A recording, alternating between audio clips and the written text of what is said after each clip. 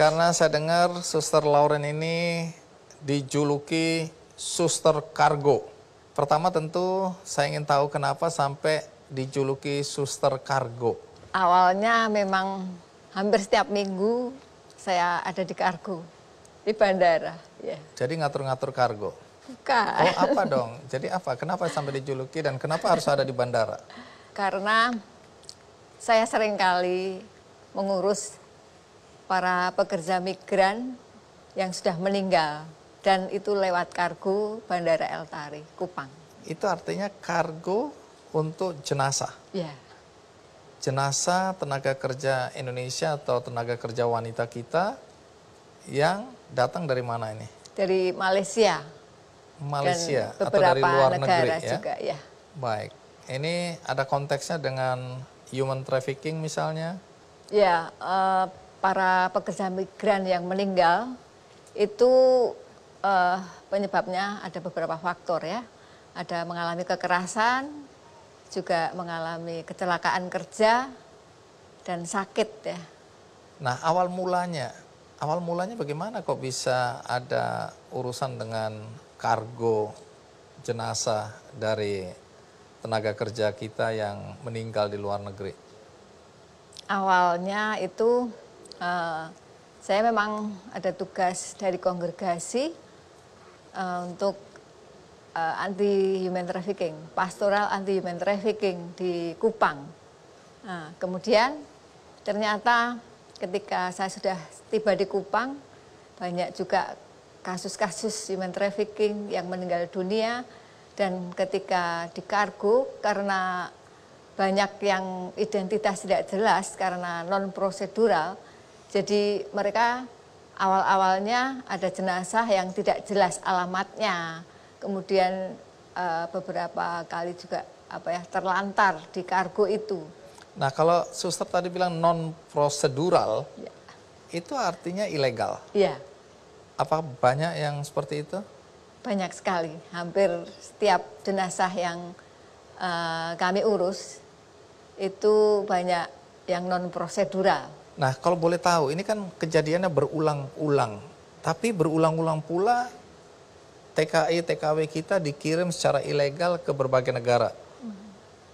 Apa yang terjadi sebenarnya? Kalau Anda sekarang di Kupang ya, di NTT, kenapa sampai ini berulang? Kenapa orang tua masih tega, kalau boleh dibilang tega, melepas anak-anak mereka untuk bekerja? Dan ini anak-anak di bawah umur rata-rata ya? Ya, ada di bawah umur, ada juga yang sudah dewasa ya, maksudnya usia produktif sebenarnya. Jadi apa yang terjadi sehingga terus saja kita mengirim TKI, TKW dengan resiko pulang tinggal sebagai jenazah? Ya, banyak faktor Bang Andi. Mereka kan butuh bekerja ya, orang-orang yang di daerah. Kemudian juga mereka mau mencari pekerjaan, tapi seringkali tidak tahu apakah itu resmi atau tidak. Jadi banyak mafia perdagangan manusia mencari calon-calon pekerja ke desa-desa. Kemudian mereka dari ketidaktahuannya itu mereka mengalami ditipu. Bujuk rayu ini. Bujuk rayu, kemudian identitas dipalsukan dan bujuk rayu bahwa kalau mau cari kerja ikut saya gitu. Kemudian di sana kerjanya enak, tidak usah bawa apa-apa. Jadi modusnya seperti itu ya, diiming-imingi, pasti dapat pekerjaan, kemudian gajinya bagus, pokoknya akan kerjanya enak, kayak gitu. Kerjanya enak dan pasti bahagia lah kira-kira begitu ya. Itu sudah berlangsung berapa lama sepengetahuan suster? Kalau jaringan perdagangan manusia sudah lama sebetulnya. Memang di NTT itu orang tuh mempunyai jiwa merantaunya itu sangat tinggi, kemudian infrastrukturnya yang kurang, juga mereka mencari pekerjaan di tempat yang lain. Kemudian itu sudah sekitar mungkin tahun 70-an, 80-an, itu ada namanya migrasi kultur, jadi dari nenek moyang mereka. Sudah terbiasa merantau. Ya. Umumnya mereka kalau di luar negeri pekerjaannya apa ya? Kalau yang perempuan itu mereka di rumah tangga, ya. asisten rumah tangga begitu. Kemudian kalau yang laki-laki itu ada yang di perkebunan kelapa sawit, konstruksi bangunan, driver. Ada pernah ketika saya menemukan juga mereka menjual gorengan. Di sana? Iya. Oke, jauh-jauh merantau ke sana. Tapi saya kan juga banyak mendengar bahwa terutama untuk yang perempuan, itu sampai di sana, maaf, diperjualbelikan untuk kegiatan. Ya, prostitusi. Itu juga ada? Ada. Kasus-kasus yang dipekerjakan di prostitusi selama ini yang saya temui kira-kira 5 orang ya. Mungkin lebih. Iya, ini kan baru suster yang menemukannya, Ya, tapi yang teman-teman di lain. tempat lain. Ya. Tapi yang menarik juga tentang suster sendiri.